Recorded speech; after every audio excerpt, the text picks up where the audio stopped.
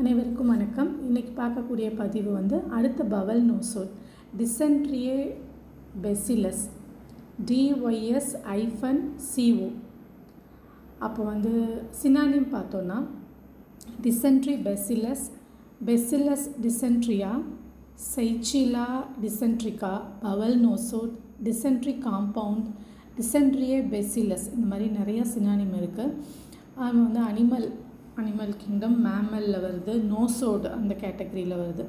Biological distribution பார்த்தோன்னா இது ஒரு குரூப் ஆஃப் பாக்டீரியா. அது நம்மளோட இன்டெஸ்டைனல் ட்ராக்ட் அதில் வாழுது. மனிதனுடைய மற்றும் சில குரங்கு வகைகள் மற்றும் அதர் மேமல்ஸ் சில அதோடைய குடல்லையும் வளரக்கூடிய தன்மை இருக்குது. அப்போது அதுலேருந்து பெறப்படுற அந்த மெடிசன் நோசோடு, நோயுற்ற பகுதி, அதுலேருந்து பெறப்படுற அந்த மெடிசன் தான் bacillus dysenteriae. So every tissue of body, அதாவது உடம்பில் பாதிக்கப்படுற ஒரு திசுவுக்குமே இது முக்கியமான மெடிசனாக இருக்குது, நாள்பட்ட தொந்தரவுக்கு அந்த மாதிரி. அப்போ இந்த மெடிசன் தேவைப்படுற பேஷண்ட்ஸ் எப்போவுமே அர்ஜென்டம் நைட்ரிகம் அவங்க எப்படி இருப்பாங்களோ அது மாதிரி இருப்பாங்க.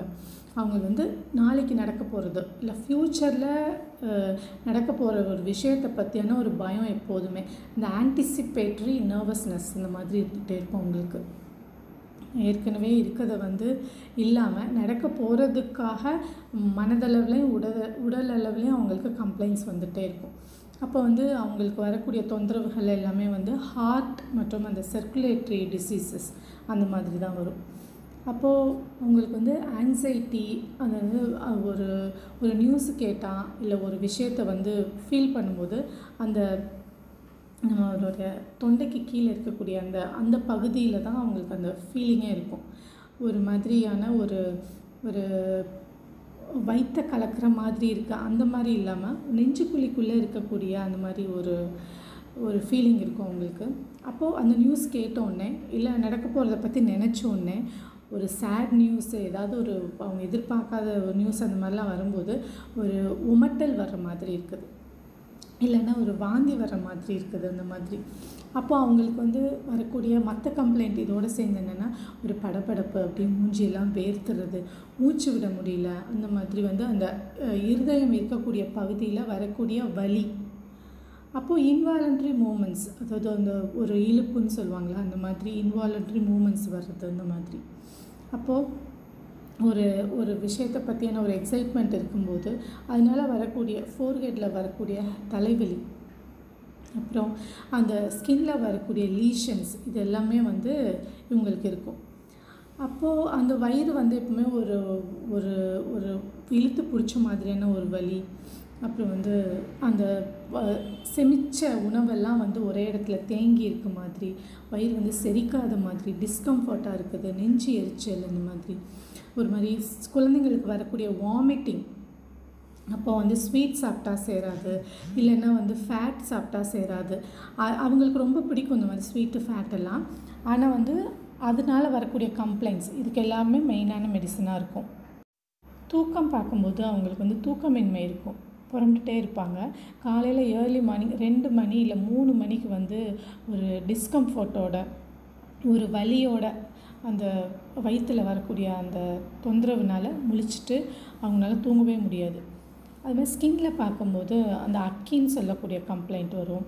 அப்புறம் அந்த 2 விரல்களுக்கு நடுவில் வரக்கூடிய அந்த கொப்பளங்கள், அது மாதிரி ரொம்ப அழுத்தி வாட்ச் போடணும்னா இல்லை ரொம்ப டைட்டான ஏதாவது வளையல் அந்த மாதிரி போடும்போது அதனால் வரக்கூடிய தோல் அலர்ச்சி அந்த மாதிரிலாம் வரக்கூடியது இருக்கும் அவங்களுக்கு.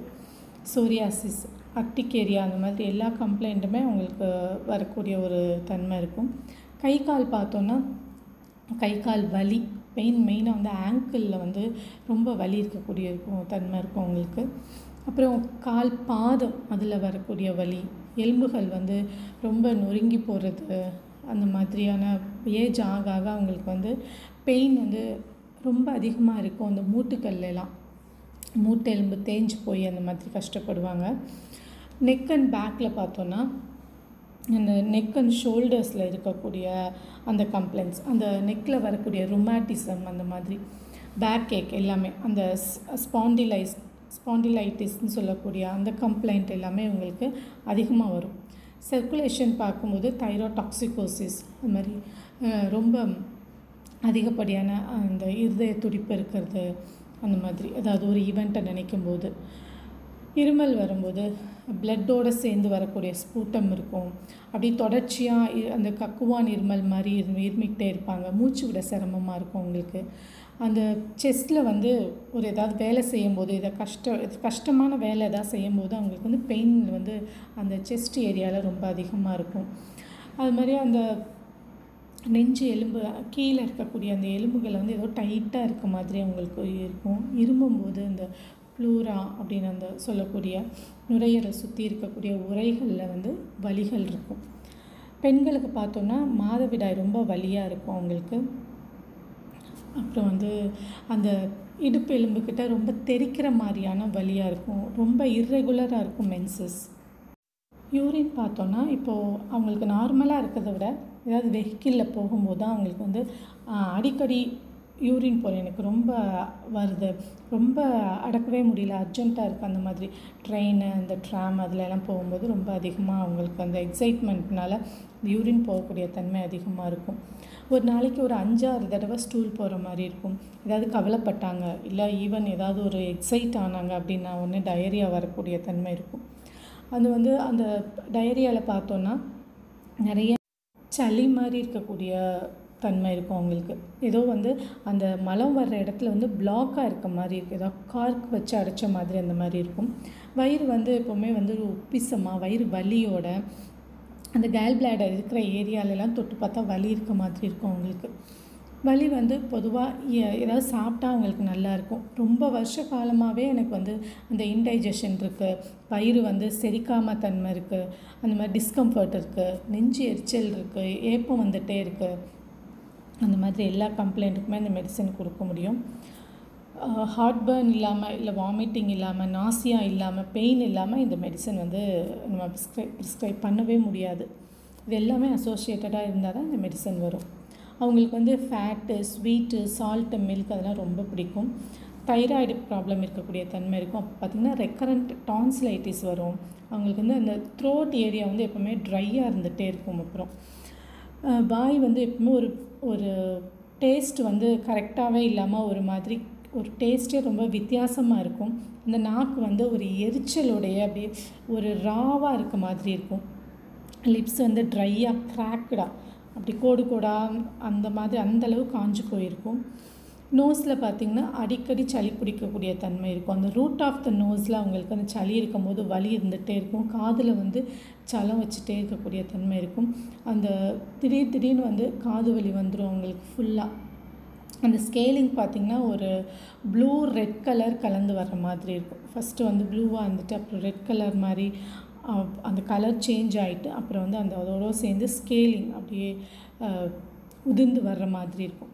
கண்ணில் வந்து கன்ஜன்டிவைட்டிஸ் இருக்கும். ஃபோட்டோஃபோபியா, எதை பார்த்தாலும் கண்ணு கூசுறது, அந்த ஐலிட் வந்து இது துடிக்கிறது, அது எல்லாமே ஏதோ வந்து கண்ணுக்கு முன்னாடி பறக்கிற மாதிரி இருக்குன்னு சொல்லிகிட்டே இருப்பாங்க.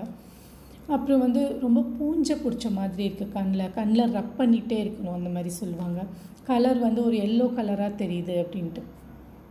வேறு ஃபேஸில் பார்த்தோன்னா ஃபேஸ் ஃபுல்லாக வலி இருக்கும். அந்த ஸ்ட்ரிச்சிங் ஆஃப் மசில்ஸ் இருக்கும், அப்படி அங்கங்கே அப்படி துடிக்கிற மாதிரி இருக்கும்.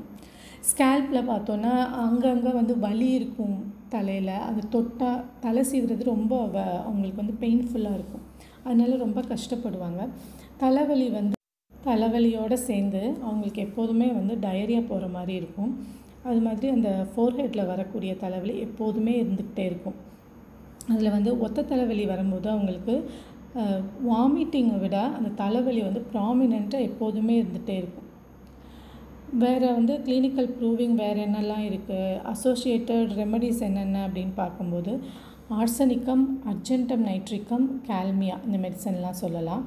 இதில் வந்து கார்டியோவாஸ்குலர் சிஸ்டத்தில் வந்து ஃபங்க்ஷனல் டிஸ்டர்பன்ஸ், அந்த ஹார்ட்டோட ஆக்ஷனோட ஃபங்க்ஷனல் டிஸ்டர்பன்ஸ் இருக்கும், நர்வஸ் டென்ஷன் இருக்கும். அப்புறம் ஏதாவது முக்கியமான விஷயத்துக்கு போகிறதுக்கு முன்னாடி அந்த படப்படப்பு, ஆன்டிசிபேட்டரி டிஸ்கம்ஃபர்ட் வந்து ஹார்ட் இருக்க ஏரியாவில் அவங்க ஃபீல் பண்ணுவாங்க. அப்போ டியோடினல் அல்சர்லாம் ரொம்ப வருஷ காலமாக இருக்குது அப்படிங்கும்போது அதோடு சேர்ந்து நர்வஸ் டென்ஷன் இருக்குது அப்படின்னா இதை வந்து ஸ்டொமக் அண்டு ஹார்ட் ஏரியா ரெண்டுமே மெயினான ஃபோக்கஸாக சொல்கிறாங்க இந்த மெடிசனுக்கு. குழந்தைங்களுக்கு வரக்கூடிய கன்ஜெனிட்டல் பைலோரிக் ஸ்டெனோசிஸ் அந்த கண்டிஷனுக்கு வந்து இந்த ரெமெடி கொடுத்து ரொம்ப சக்ஸஸ்ஃபுல்லாக ட்ரீட் பண்ணியிருக்காங்க. அதில் வந்து பார்த்தோன்னா அந்த பைலோரிக் ஸ்பாசம் வந்து முதன்மையானதாக இருக்கணும். கன்ஜெனிட்டல் அந்த பைலோரஸ் ஃபார்ம் பண்ணுறதுல மால்ஃபார்மேஷன் இல்லாமல் அந்த பைலோரிக் ஸ்பாசம் வந்து முதன்மையானதாக இருக்கும்போது இது வந்து சக்ஸஸ் ரேட் அதிகமாக இருக்குது. ஸோ வேறு என்ன ரெமெடி வந்து நம்ம இதோட ஹோமியோபதி ரெமெடிஸ் கம்பேர் பண்ண முடியும்னு பார்த்தோன்னா இது வந்து அர்ஜென்டம் நைட்ரிக்கம், ஆர்சனிக்கம். வேறு ரெமெடி வந்து கால்மியா, நக்ஸோமிகா, லைக்கோபோடியம். அது வந்து 3 ரெமெடி வந்து கேஸ்ட்ரிக் டிஸ்டர்பன்ஸ்க்காக. அப்புறம் ப்ரோட்டியஸ் அந்த ரெமெடி. அப்போது அந்த போசாலஜியில் வந்து 12C, 30C, 200C சொல்லியிருக்காங்க. அவங்களுக்கு வந்து அக்ரவேட்டிங் ஃபேக்டர்ஸ் அப்படின்னு பார்க்கும்போது க்ரௌட் அது மாதிரி ஜேர்னி பண்ணும்போது அதுதான் அவங்களுக்கு. அப்புறம் காலையில் 2 to 3 AM அம்லரேஷன் வந்து சாப்பிடும்போது அவங்களுக்கு கொஞ்சம் நல்லாயிருக்கும். மைண்டுன்னு பார்க்கும்போது அவங்களுக்கு ஸ்ட்ரேஞ்சர் யாராவது புதுசாக வந்தாங்கன்னா அவங்கக்கிட்ட வந்து ஒரு வெக்கம், ஒரு அன்ஈஸினஸ் இருக்கும். முக்கியமான ஏதாவது ஈவெண்ட் ஃப்யூச்சரில் நடக்க போகிறது, நாளைக்கு நாளான்னைக்கு அதை பற்றியான ஒரு இது இருக்கும், ஒரு ஆன்டிசிபேஷன் இருந்துகிட்டே இருக்கும் அவங்களுக்கு. அதனால வந்து ஃபிசிக்கல் ரெஸ்ட்லெஸ்னஸ் அப்படி கை கால் ஆட்டிக்கிட்டே இருக்குது அந்த மாதிரி. இப்போ ஃபேஷியல் மசில்ஸில் வரக்கூடிய அந்த மூமெண்ட்ஸ் அந்த மாதிரி, ஃப்ராண்டல் ஏரியாவில் வரக்கூடிய ஹெட்டேக்கு, தலைவலி, அந்த எக்ஸைட்மெண்ட்னால் வரக்கூடிய தலைவலி, இது எல்லாமே வந்து எவ்ரி 7 to 14 days சைக்கிளில் அவங்களுக்கு கம்ப்ளைண்ட் வந்துகிட்டே இருக்கும். இதுதான் இந்த மெடிசனை பற்றி. அடுத்த பதிவில் சந்திப்போம். நன்றி, வணக்கம்.